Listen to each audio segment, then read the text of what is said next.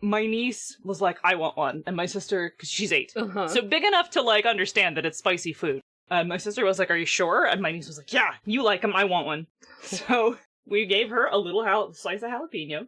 And then she pretended for, like, a solid 5 minutes that the spice didn't affect her. And my sister was all like, it's gonna hurt, you're not gonna like it, blah, blah, blah, blah, blah. And I was like, it is spicy, it might hurt your mouth. If it hurts your mouth, we'll get you some milk. Like, that, the difference between being the cool aunt and the mom. Yeah. And then she pretended that her mouth didn't hurt, strutted around for a little bit like, I'm fine. And then when her mom wasn't looking, she ran over to me and was like, can I have some milk? And I was like, I'll get you a glass of milk, sweetie. Yeah. Drink it slowly. We have a subscription to Japan Crate. So every month we get this big box loaded with snacks from Japan. And you know, it's seasonal, every box will be themed. But one of the really popular items in these boxes is they'll have a roulette candy, which is, there'll be like 3 or 4 pieces of like a chewing gum or something, or a gummy.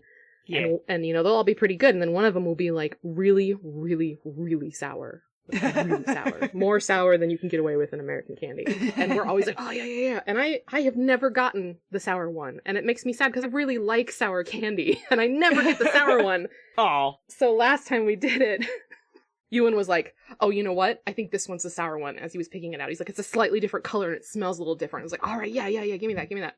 So all 3 of us is me and Gary and Ewan, because Liam has a really sensitive palate, so certain stuff like this is like, cannot handle it.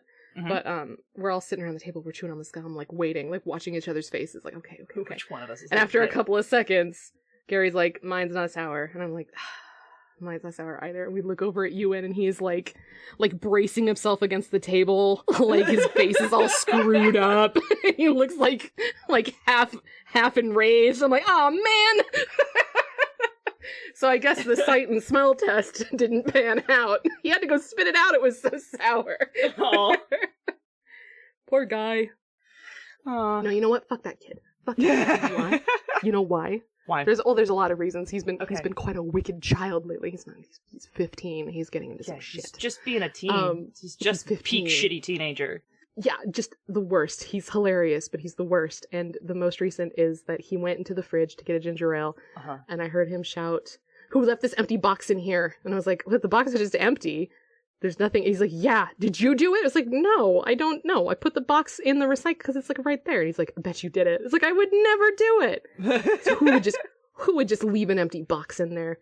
And then I like later that night, I forgot about it. I came to the fridge to get a LaCroix, and I look, and the empty box is still in the fucking fridge.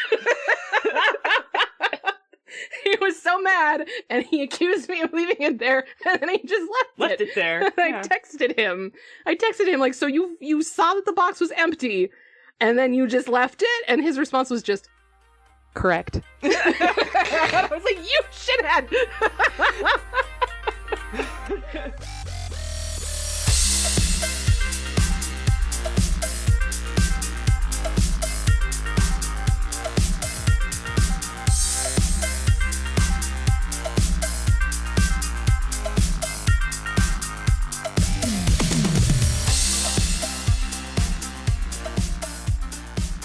Welcome to Bonus Experience.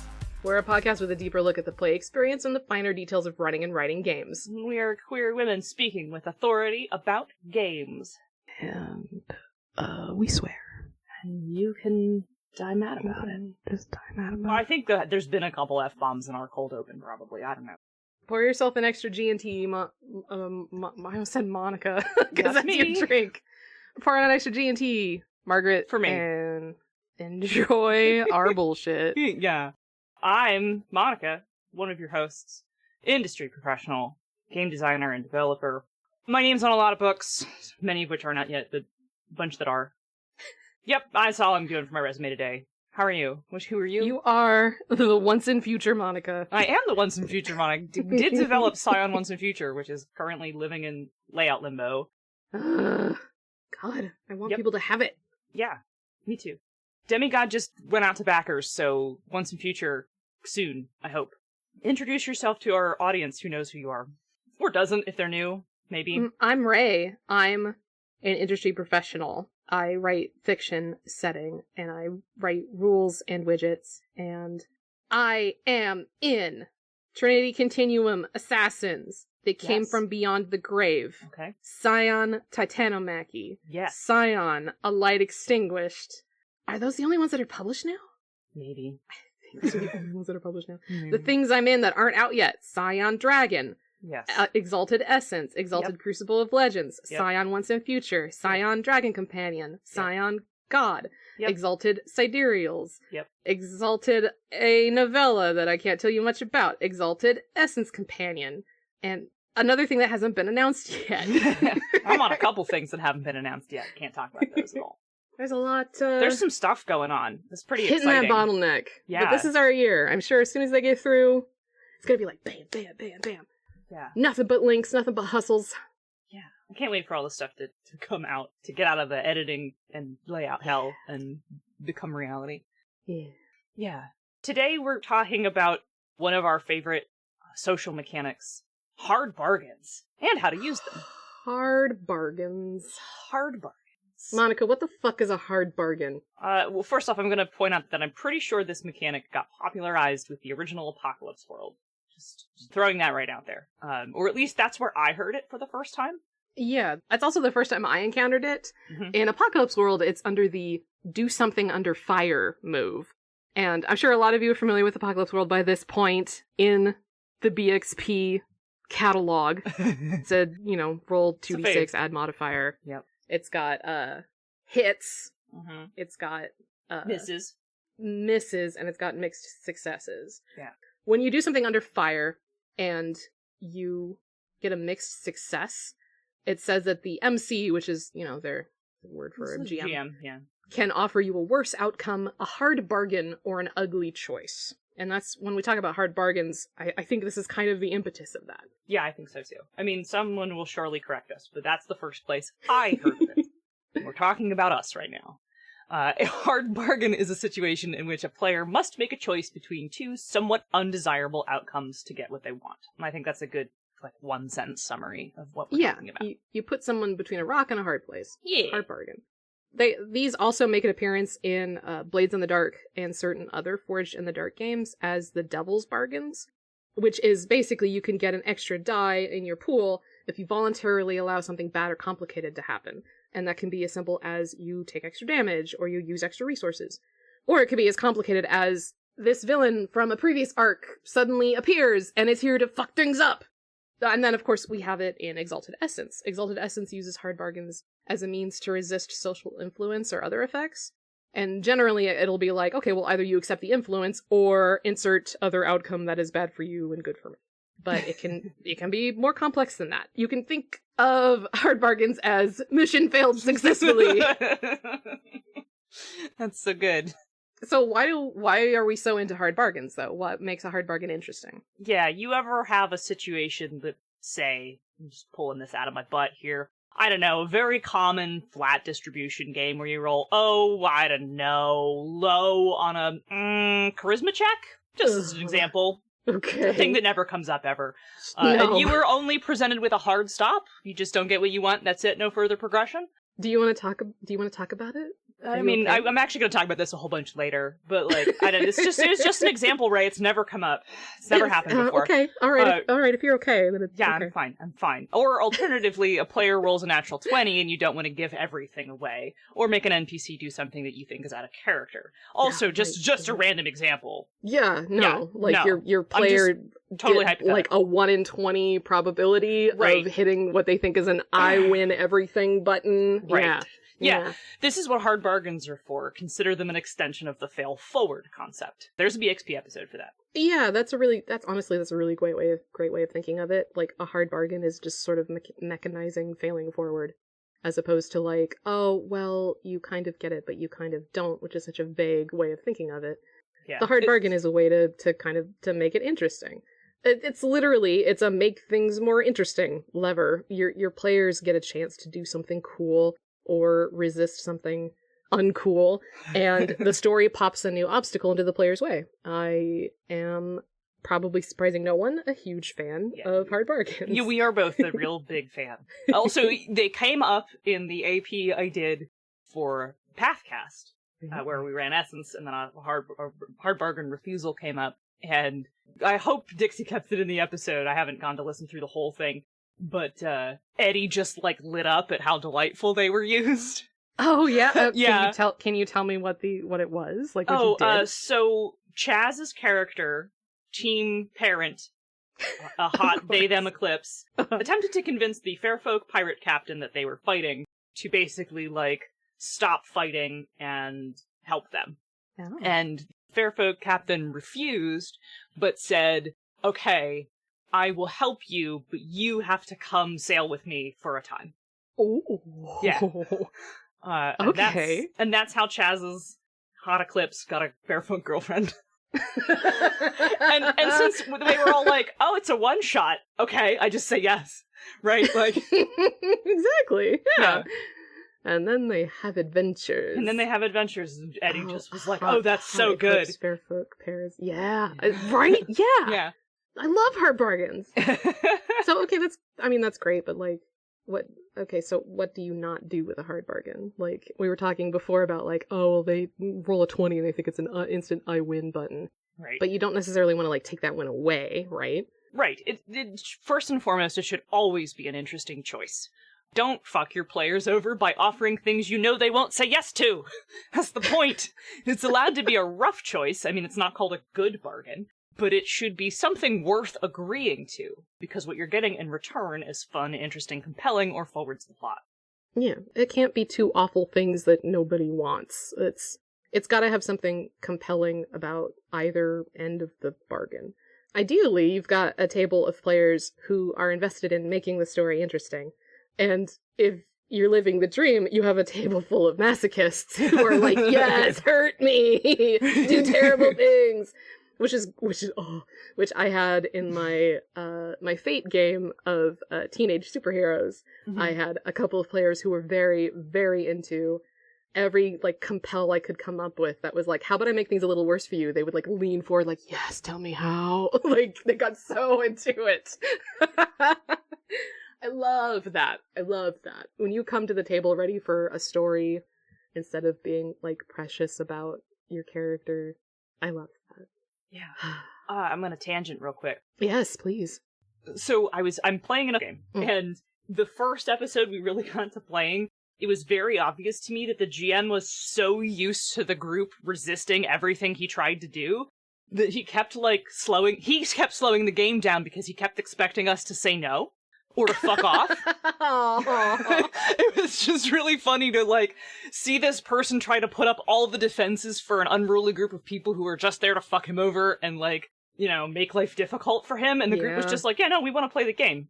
We want to engage with your plotline. Please tell us what it is. Yeah, and when you can have players who are bought into the game, it changes everything. Yeah. And I feel bad. I feel for the gun-shy GMs who feel like they have to be cagey about stuff because otherwise the players are gonna be terrible. Otherwise, I think we have another episode about this too, where GMs are players too. The players should honestly be just as invested in the GM having a cool story to tell and having cool characters as the GM is invested in the players being cool and having cool stories to tell. Yeah. I wonder if there is anything to be said about if you are a gun-shy GM or you have players who maybe would bristle at the idea of a hard bargain. Is there a better way to present it to players who really want it to be up and down, failure, success? I think that's maybe a question for the part at the end where I talk about how to implement them into other games. I'm not thinking about that one. The Monica chapter. Yes. Well, there's going to be a Ray chapter and then a Monica chapter right after. Yes. As the post-mid-episode break bits usually go. Yeah. Speaking of which, it's time for mid-episode break. I'm going to eat a chocolate. Here I go. BXP and the mid-episode break room are brought to you by the Misdirected Mark Network. This has caramel in it. This is good. All right. Bing. Thank you. Become a BXP patron. Patrons get to chat with us directly. They get special Discord roles. They get exclusive hangouts. And you can support us for as little as $1 a month. Also remember that if you give us $20 a month, we will make you a terrible Margaret certificate. There has been a run. They are all bespoke and awful. absolutely worth $20. All you have to do is give us $20 for 1 month, and we make you a certificate. If you'd rather support BXP without Patreon, you can subscribe on Ko-fi instead. It is ko-fi.com/bonusexp, or buy our stuff. Go to bxpcast.com/bxpswag and check out our merch page. And don't forget that BXP is sponsored by Nerdy Kepi. You can get all kinds of rad queer swag. Doing that all in one breath. Remember to use code BXPcast at checkout for 10% off, which never expires. I use it all the time. Tossing myself my own couple dollars towards the podcast. I have a side, like, friends chat server full of people who had, like, stumbled onto Nerdy Kepi through other channels. Yeah. And I was like, oh, I have a discount code for you. Oh my god! Like, linking, like, get these boots, use this code! Yeah, and you can use it over and over, which is great. And it gives us a little money every time you do. Yeah, it does. And Nerdy Kepi's stuff is really nice. I own so many pairs of gay shorts now. Oh my god, yes. They, honestly, the new shorts are great. Stuff. Yeah. We Cannot have buddies recommend enough. who, it's literally, like, queer operated and owned. We have buddies who, like, if you listen to the episode that Monica did with David when I was sick, David works for Nerdy Kepi, so you'll be supporting David in a very literal way. Yeah. Also, there are BXP exclusive items on there. Like, if you want a shirt that just says Margaret on it, you can get one. We do have a shirt that says Die Mad About It. You can get mugs. I probably should have them put it on a t-shirt too, but let us know if you would like a t-shirt with our BXP LaCroix logo on it. Because you can only get the LaCroix logo stuff on Nerdy Kepi. Exclusive, yeah. And it's currently on, like, mugs, magnets, pins, I think a fidget spinner. Maybe also a pop socket. It's on a bunch of, like, cool little accessories, and if you would like it on apparel, please let us know, because we can just ask Spider & Company to put it on a shirt. It's pretty easy. Yep. We have the art asset. It's pretty easy for that to happen. Speaking of art assets. Yes. Did Christina get her certificate? I think so. I don't know. She didn't respond to our... I don't know if she's responded to our email. I have not seen a reply the last time I checked. She was blown away by how beautiful it was. Truly. It certainly made her experience an emotion, I'm sure. I'm feeling. I'm going to, I think then when this episode goes out, I'm going to release the certificate on Twitter, because I have not actually shared it with the greater public. Absolutely. This is honestly, like, I'm worried that I've jumped the shark. I feel like this might be my magnum There's opus. no coming back from that one. Well, you had to have made the worst possible one for our graphic designer. Yeah. I had Terry on call with me. Terry was, like, my consultant while I shared my screen, and there were points when we were, like, incapacitated by beauty. We were overcome with art. So the $20 tier. The $20 tier is the official certified Margaret tier, and I make a certificate for each person that signs up at $20. And I genuinely, like, I go and I download a Word, like, template that's like some certificate or something, and I make it as purposely terrible as possible. in a very real graphic design is my passion kind of a way. And I've gotten pretty good at it. I've gotten pretty good at being shitty. And I am honestly surprised at, I think I have 2 certificates I need to make now that, like, after Christina's, and I posted that to, like, our Patreon or our patron Discord. I now have 2 other people who are like, yeah, fucking sign me up, which is okay. Yeah. Sure. Yeah. This can also be you. Also, just as a quick reminder that we have a $50 tier where if you give us $50 for a month, we will shout out your game, your Kickstarter, whatever it is you're doing in the TTRPG sphere. An AP, doesn't matter. We will shout it out to our audience during the mid-episode break. I will literally shout it. Yeah, Ray will literally shout it. I will lean back from my microphone so that Margaret doesn't have a fit. And I will yell, hey, go to this guy's Kickstarter! Yeah. And just yell the URL. Yeah, so if you would like us to talk about your stuff, please give us $50 American. Make my teens so angry. Yeah. Did I tell you about the time I came downstairs after recording and my youngest was like, so do you think the louder you are, the funnier you are? I was like, I was killed on the spot. Please give me an excuse to embarrass my teens. Oh, what a little turd. God. He's a shithead. I know. He's very funny. That's so funny. Oh, God. Just remember that saying nice things is always free. You can saying nice things is always free, Ewan. Ewan. Yeah, come on. You can leave us a good review on Apple Podcasts, Podbean, Google, wherever, and help us get more listeners. Get your kid to make a bunch of sock puppet accounts and talk nicely about our podcast or something. I don't fucking know. Also, if you like Bonus Experience, you will like Misdirected Mark. Yeah, that's it. The flagship show. The eponymous event. Phil, Bob, and Jerry go live every Tuesday evening at 8 p.m. Eastern to break down and get inside games, game mastering, playing games, and game design in an effort to entertain and inform you. So if you like that combination of entertainment and information that BXP has, you'll also like Misdirected Mark. That's why we're a member of their network. Yeah. We're part of that vibe. They're really cool guys. Yeah, honestly. And they're great guys. And I know they also sometimes talk about gender and sexuality and masculinity, and so there's an element of that too. Yeah. So, yeah. Yeah, that's what I mean when I say they're cool guys. They're cool guys, yeah. Yeah, if you like BXP, you'll pretty much like anything on the Misdirect Mark network. Yes, absolutely. They're our network family for a reason.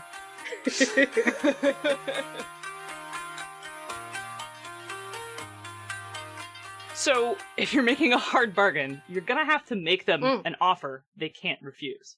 Oh, nice. Yeah. And make them quotes, references. Make them an offer they can't refuse. So, all right. Okay, I'm not gonna sugarcoat this. Hard bargains are kind of an art form. Yeah. It's there's I'm gonna let Yeah. I'm gonna let you roll with this one. This Give is us a bunch of good examples. This is the Ray chapter. This is the Ray bit. Yes, this is the Ray chapter. Take it loose. Take it loose. What? Take it loose. Cut loose is what I meant to say. Just take it loose, baby. Just take it loose. Take it loose, baby. All right.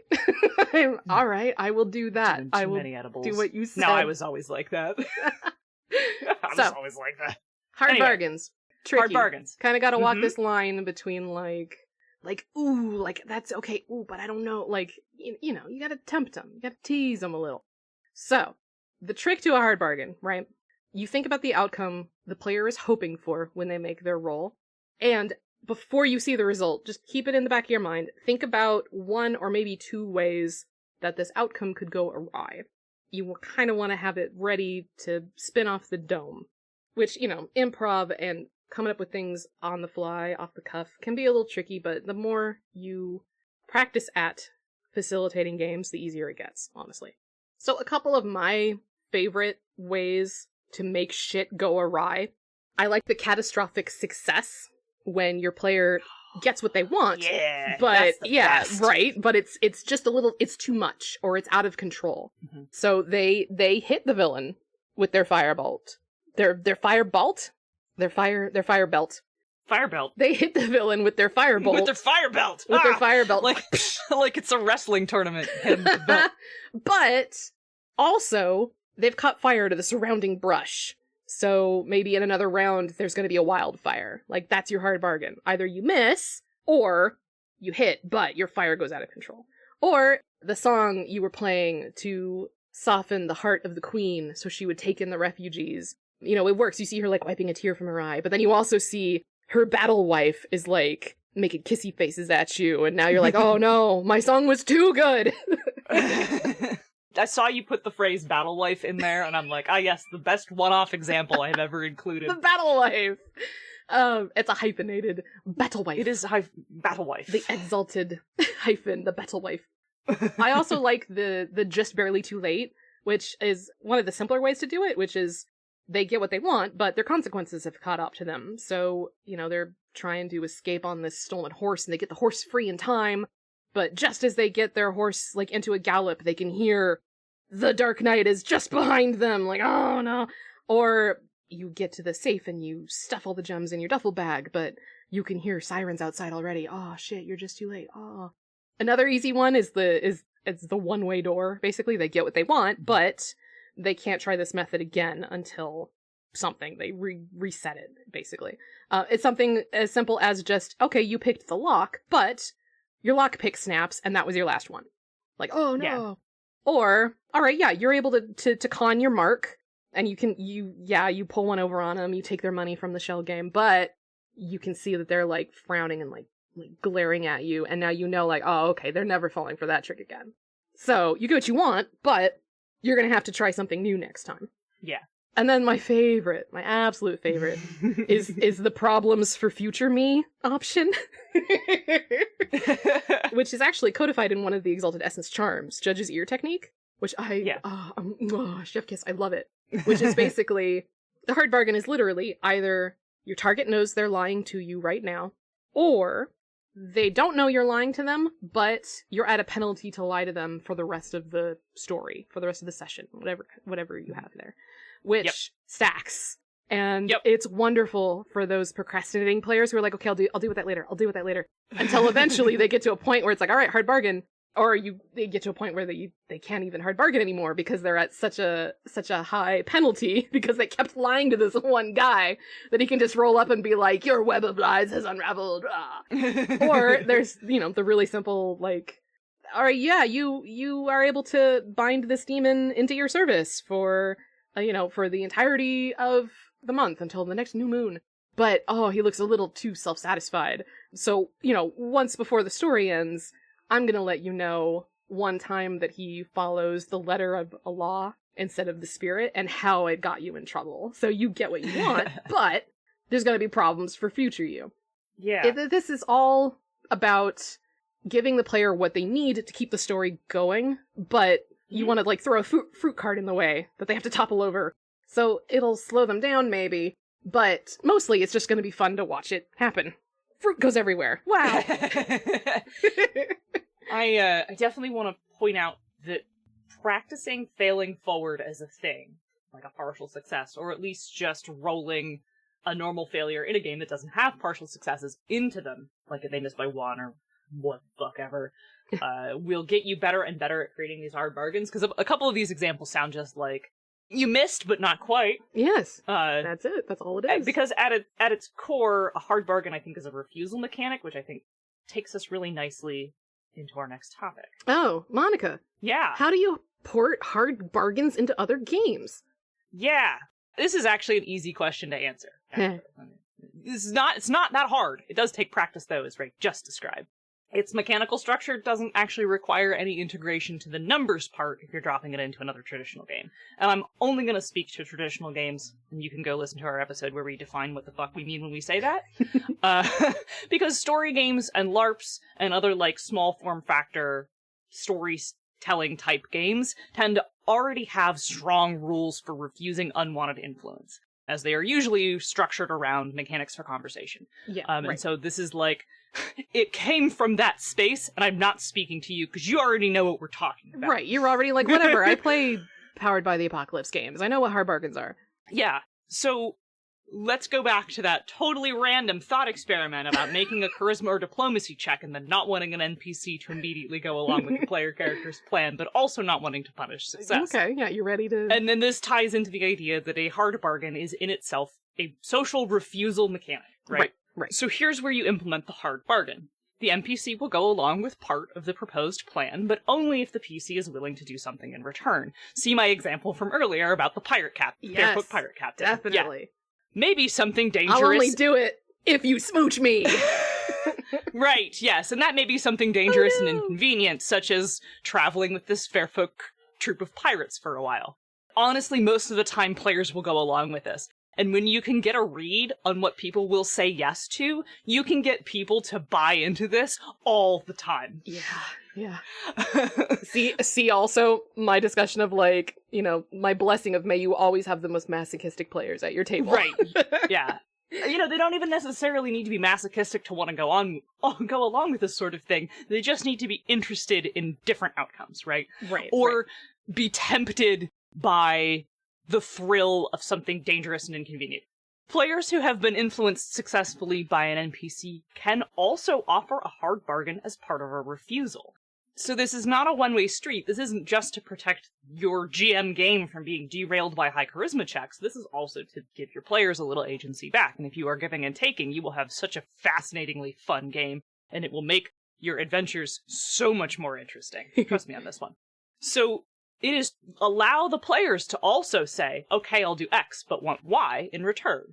This is just a very simple basic social refusal mechanic which can be implemented in any game that does not have one by default, and all games should have one. Yes. Yes. Yeah. God. Yeah. I can think of a few off the top of my head that don't, but you know. And honestly, I find this type of refusal notably more reflective of the verisimilitude, the reality, I guess, of how social interactions go in real life. Because a lot of the time you don't end an agreement or a discussion with someone by being just like, fuck you, I'm out. Unless you're Ewan. 15 years old. Unless you're 15 years old, right? Or, like, there's definitely been instances where I've been like, okay, I'm not having this conversation with you anymore, but it's usually pretty few and far between, and also because the person was being terrible. Yeah. But, like, I feel like most interactions involve some sort of negotiation. Definitely, yeah. Yeah. I'm just realizing that most of my hard bargains were not social related, but honestly, that's going to come up organically as part of the social interaction. Like, right. You say your character is going to, try to manipulate the other. Manipulate sounds negative, but everyone manipulate just means convince them to agree with you. Like, you know what I mean? Yeah. You have a bunch of things that I think that are really, really excellent fail forwards, like the firebolt setting everything else on fire, getting to the horse, but the Dark Knight is right behind you, or you get the gems in your bag and you hear the sirens outside. Like, all of those are just success with complications, right? Yeah. And they're really good examples of those, and that's a great place to practice the idea. The things that I think you tossed examples out of that are good, like, social refusal mechanic hard bargains are, like, the song convinces the queen, but it also hits her wife, her battle wife. Her battle wife is lusty for you now. Right. Like, yes, and I think that would either come up on, like, okay, so you'll convince her, but also they're looking for a third, right? Like, we like your vibe. Yeah, they saw you across the room. For some people, that's not a bad thing. It's not, but, like, it's still more than you bargained for. Uh-huh. Now this battle wife is aggressively courting you. Like, the thing about the mark, they're not falling for that trick again, or, like, the binding works on the demon, but one of these times they're going to follow the letter of the law instead of the spirit. Once they're gonna jump at the opportunity to fuck you over. Fuck you over, yeah, and the same with the magistrate ones, right? Like, those are all really good interaction-based hard bargains. Yeah, right. Yeah. Like we said earlier, those two concepts go hand in hand. Both the idea of a fail forward and a hard bargain go together. Yeah. And the idea of, like, okay, you've convinced them, but they're not going to go with it completely, even on a full success, is so much better than just saying no. Yeah. And I feel like introducing this sort of partial refusal is fantastic. Like I said, just not to broken record about it, but it's a really, really good thing to implement into games that don't already have it baked in. How do you feel about mechanics that specifically trigger a hard bargain, as opposed to, I love them. You kind of failed, so I love them. It'll be like a move that specifically says, all right, you do this move, and they're hit with a hard bargain, either option A or option B. Oh, yeah. That is in an exception-based design game, and I think we're gonna do an episode on exceptions-based design, because I've talked about it a whole bunch this season, so we may as well just do a whole episode on it. But, like, when that is baked into your core rules, being able to be like, no, I determine what those terms are, is fantastic. Yeah. I feel the same way. Yeah. I guess to bring it back to that one question I asked earlier, and you said, okay, we'll talk about in the Monica chapter. How do you start to get players on board with hard bargains? Like, players who are looking for the straight up and down, you fail or you succeed. God, Is that something maybe you kind of wait until just the right moment? I think you have to try working it in bit by bit. Yeah. I think there are a certain subset of D&D people who are accustomed to, I rolled a nat 20, that means I win. And if you tell me no, I'm gonna have a fit. Yeah. And I think those people are in the minority, just to be clear. Like, I'm not trying to paint everyone who enjoys D&D with a broad brush, because that's not true. It's totally untrue. Most people are pretty cool, actually. But there's so many stories of, the bard wanted to seduce the dragon, and then he rolled a nat 20, so now I have to let him. If I never read another relatable D&D meme again, it would be too soon. I hate them. But anyway, like, yes, but the archetypal, like, the bard tries to seduce the dragon, and I instead make a sexual assault joke, because that's funny. Uh-huh. All of that bullshit could be solved simply by a hard bargain, right? Like, right. You may seduce the dragon, But the dragon is really interested in monogamy. The dragon wants to be courted. Yeah, the dragon wants to be courted, and the dragon wants to be exclusive. The dragon waits until marriage. Yeah. Right. So how do you, like, I think you have to, if you are playing with a group who has not ever experienced this before, I think you have to preface it. Yeah. And be like, hey guys, we're going to play D&D. We're going to use the bunch of basic rules, but I want you to know that, like, I'm going to introduce failing forward, right? So if you miss, we're going to count I would do every set of 2 by which you miss a margin of success. And so if you miss a DC by 1 margin of success, so by 1 or 2, you partially succeed, right? Mm-hmm. You're going to get some sort of near miss because hard stops are boring. And the same, like, we're going to introduce this as a basic social refusal mechanic. So if anyone tries to influence you to do a thing that you don't want to do, you can make a hard bargain, right? Right. And NPCs get to do this too. And I think you would just present this as part of your house rules, because I'm pretty sure, or I hope, the people who are playing, and I'm just going to keep picking on D&D because it's the first game I can think of at the top of my head, but it's not the only game that doesn't have these mechanics. Just want to be very clear about that, right? Like, Through the Breach doesn't either, and I really like that game. So, like, you know, I am pretty accustomed to GMs being like, hey, here are the house rules I'm going to use in this game. Right. And presenting them to the players, either like in a document or in a chat during a session 0 or when you're making characters or whatever. And, like, I would include that in those rules. And so people are at least aware that you're planning to do that. Okay. And then I think you just gotta go ahead and do it and try to, like, it's also a thing that, like, people who resist that idea are used to having their trust violated. Right. At the end of the day. I think a lot of bad player behavior is a matter of abused trust. People are used to people wanting to fuck them over. They are used to people trying to resist their plots. They are used to people being shitty, and you need to develop the trust that when you propose a hard bargain, you're not taking the piss out of the players, you're advancing the story, you're not forcing anyone into situations they don't want to be in. You're foreshadowing bad consequences instead of just slapping them with them. Right. You're, what's the Apocalypse World phrase? You are telling the possible consequences and asking. And foretelling future badness or whatever. Bad shit. Yeah. Future badness. Yeah, like, those are all things that will make you a better GM, DM, Fate Master, fuck, whatever. Hollyhock God. That's the nobilest one. You know, Master of Ceremonies. It will just make you better at being a game facilitator. Yeah. Yeah. And building a culture of trust between yourself and your players as the person who is in the facilitator hot seat will make all your games better. And ideally, that person will then take that and extend it to the next game they run, and so on and so forth. And, you know, we make the world a better place, one good game of D&D at a time. One house rule at a time. Yeah. I think house rules are kind of a transmitted knowledge, too, because there's definitely been times when I'm, like, playing in someone else's game, and they go, okay, but I'm gonna house rule, blah, blah, blah, and I go, oh, shit, that's a great idea. And then I start incorporating that in my games. Mm-hmm. Like, early example, playing Exalted with you and H, when you were like, you can roll any virtue to regain willpower. It's not just conviction. Use your highest virtue. I was like, oh, that's great. And I use that in all my Exalted games. We house ruled that for so long, I forgot it was a house rule. Yeah. Yep. Until people would come back to be like, oh, conviction was the I win virtue. And you're like, wait, why? Fuck, oh, right, yeah.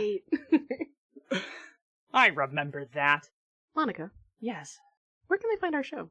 You can find our show at bxpcast.com, part of the Misdirected Mark Network. Bing.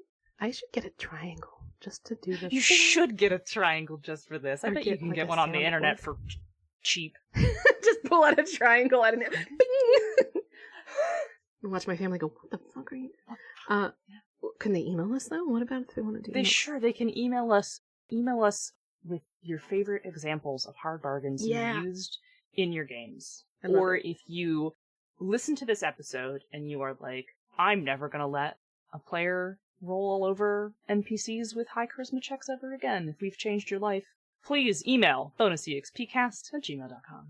Or they could tweet at us, right? We got a Twitter. Yeah, they could tweet at us.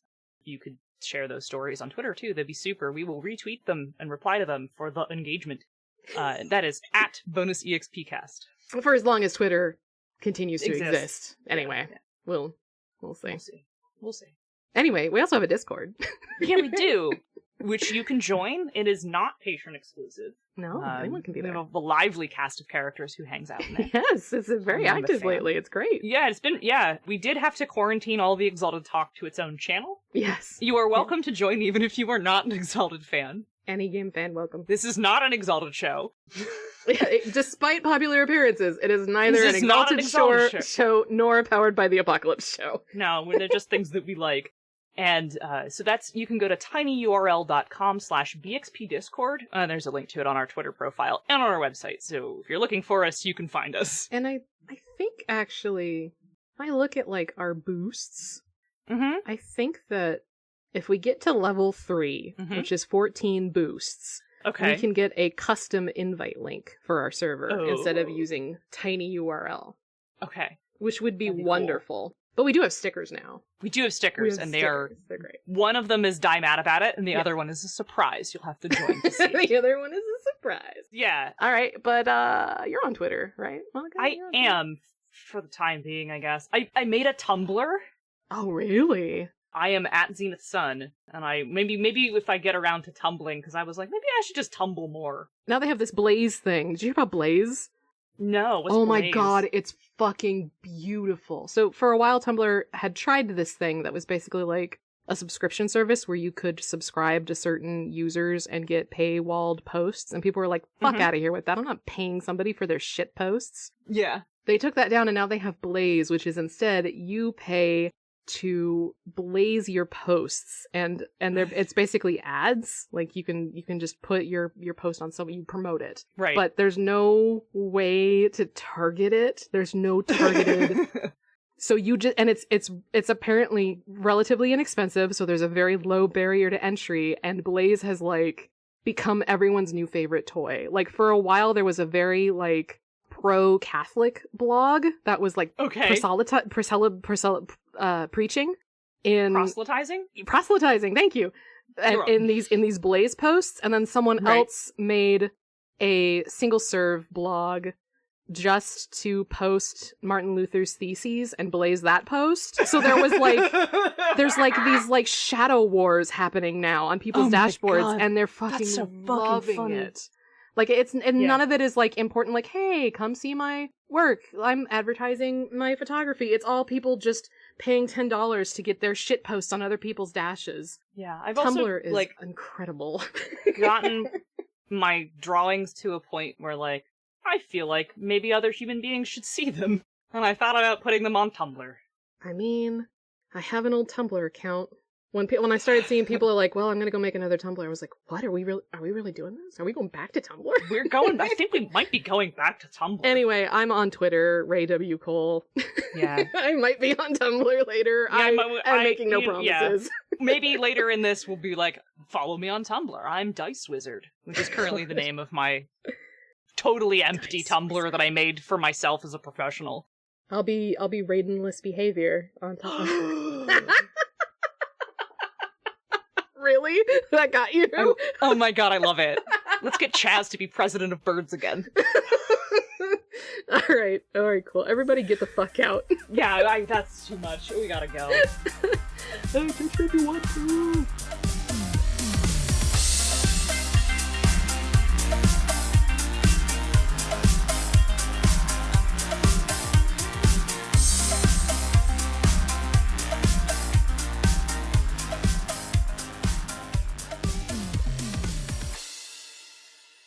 Do I have to do this? Oh, fine.